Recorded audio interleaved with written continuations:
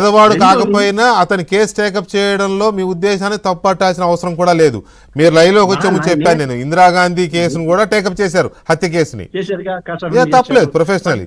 అయితే ఇక్కడ మీకున్న ఇంకొక రెండో వైపు చూడు అని బాలకృష్ణ గారి లాగా అనాలి అంటే మీరు యాక్టర్ కూడా.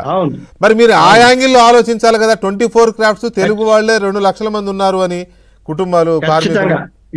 ఇప్పుడు నేనేమంటున్నా అంటే ఖచ్చితంగా ఇదేమో అతని నిర్దోష కాదా అన్నది జస్ట్. ఎందుకు న్యాయ సహాయం అంటే ఫస్ట్ అతని మీద ఎఫ్ఐఆర్ వేయాలి, ప్రిలిమినరీ ఎంక్వైరీ కావాలి, డాక్యుమెంట్స్ చేయాలి, సాక్షుల్ని గ్యాదర్ చేయాలి, ఛార్జ్ షీట్ వేయాలి, అప్పుడు ఆ కేసు ట్రయల్ కావాలి. ట్రయల్లో అతను దోషి అయితే ఖచ్చితంగా దోషపడతారు. ఇందులో ఒకటి జరిగింది, ఇప్పుడు మీతో మాట్లాడుతుంటే ఒకటి గుర్తొస్తుంది. ఇందులో జరిగిన చాలా మంచి ఏంటంటే సీఎం 1కి 10 సార్లు నెత్తి నేరు కొట్టుకుని అయ్యా డ్రగ్లలో సంబంధించినంత వరకు పిల్లల్ని మోటివేట్ చేయండి, అయ్యా డ్రగ్ డేంజరస్ అని అంటే ఎవరు పెద్దగా స్పందించారు తప్ప.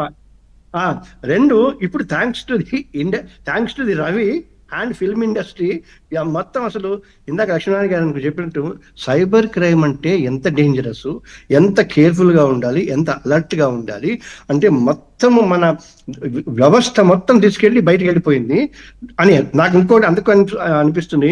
ఈ రవి అనే వాడికి మనకి ప్లీ బార్గెనింగ్ అని ఉంటుంది, లేదనేమో ఒక కరెక్షన్ హోమ్ లాగా ఉంటుంది. అలాగా కమిషనర్ ఆఫీస్ లో వీడికి నెలకు 50 లక్షల జీతం ఇచ్చి ఒక సిస్టమ్ పెట్టి ఒక 10 మందిని పెడితే అసలు కనీసం ఇఫ్ నాట్ ఇండియా, తెలంగాణ బంగారు తెలంగాణ లాగా ఉంటుంది. అసలు కన్జ్యూమర్ వ్యవహారం అంటే ఏం ఉండదు. ఎందుకంటే ఇంకోటి సార్, వీళ్ళే మోటివేట్ చేస్తున్నారు కదా సినిమా వాళ్ళే. ఎందుకంటే ఏది కలప దొంగతనాలు, తర్వాత ఏమో బ్యాంక్ ఫ్రాడ్స్, వాయిలెన్స్లు ఎంత దారుణంగా వాళ్ళు బ్రెయిన్ లో ఇంజెక్ట్ చేస్తున్నారు పిల్లలు. ఈజీ ఇది. ఇప్పుడు మీరు ఇంకోటి కూడా నేను విన్నాను, ఇది మూవీ దాంట్లోనో లేదా దీంట్లోనే మీ దాంట్లోనే అనుకుంటా, ఏది betting apps, matrimony, betting apps, తర్వాత మ్యాట్రిమోనీ యాప్స్, ఇవన్నీ వీళ్ళ ఇప్పుడు మ్యాట్రిమోనీలు వ్యవహారం ఉంటే వాళ్ళని కూడా ఇందులో కో అక్యూజ్డ్ గా జాయిన్ చేయాలి. ఎందుకంటే పాయింట్ అది నేను ఇవాళ మిమ్మల్ని లైవ్ లోకి తీసుకోవాలి అని పదే ఫోన్లు చేసిన ఉద్దేశం కూడా ఏంటి అంటే, మీరు కానీ ఇంకో లాయర్ గారు సలీం గారు కూడా ఉన్నారు, మీరు ఇతనికి లీగల్ ఎయిడ్ ఇవ్వాలి, లేకపోతే లీగల్ కేసు టేకప్ చే వకాలత తీసుకోవాలి అనేది మీరు ఆలోచించారు. కానీ ఇక్కడ బెట్టింగ్ యాప్స్ కానీ లేకపోతే లోన్ యాప్స్ కానీ ఇట్లా రకరకాల యాప్స్ ఇచ్చే అడ్వర్టైజ్మెంట్స్తో వాటి ద్వారా వచ్చే రెవెన్యూయే ఇప్పటికి 30 నుంచి 40 కోట్లు పోలీసు ఐడెంటిఫై చేశారు ఇతని రెవెన్యూని బ్యాంక్ అకౌంట్స్లో. ఏది కేవలం ఈ యాప్స్ ఇచ్చే అడ్వర్టైజ్మెంట్స్. అలాంటిది ఇక ఇంకెన్నున్నాయో బయటికి రాని. అదే అంటున్నా, యాప్స్కి ఎంత వచ్చి ఉంటాయి. ఈ యాప్స్ వాడడం వల్ల ఎన్ని జీవితాలు నాశనం అయ్యాయి.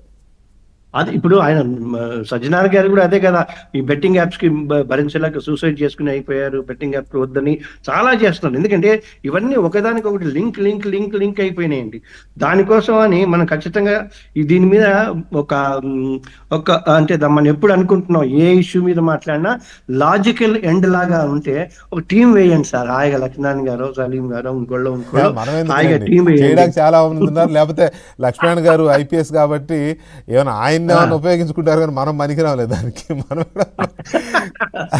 కాకపోతే ఇక్కడ ఏంటంటే చాలా మంది మాట్లాడుతున్నది, నరసరావు గారు చిన్న స్మాల్ లాస్ట్ ఇది మీకు, ఇప్పుడు టాలెంట్, ఎక్సలెంట్ టాలెంట్ కాబట్టి అతనికి హీరో వర్షిప్ ఇస్తున్నారు.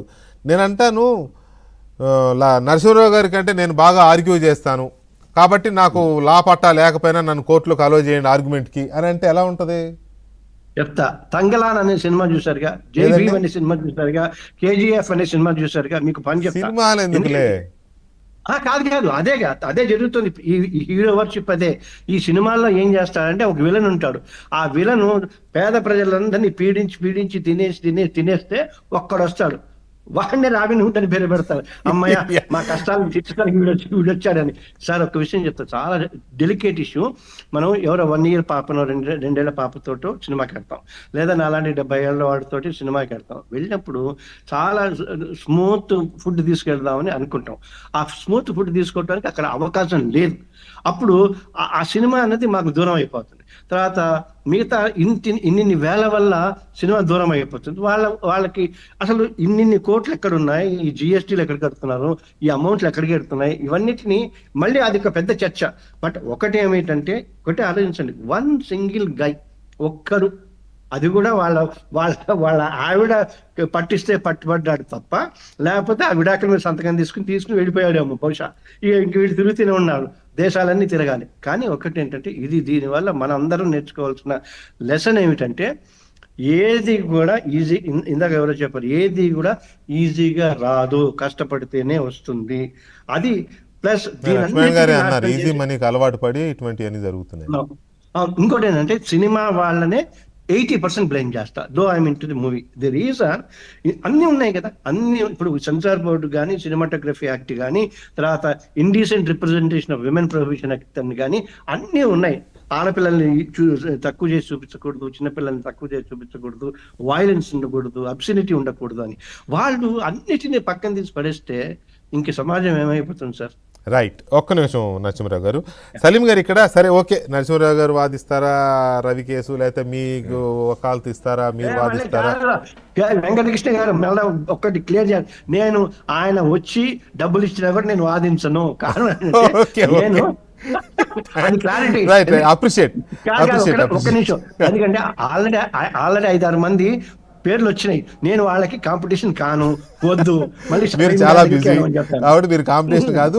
సలీం గారు కూడా పాపం ఆయనేమి ఫీజుల కోసమో చేసే లాయర్ కాదు, ఆయన కూడా ఏదో కాజ్ కోసం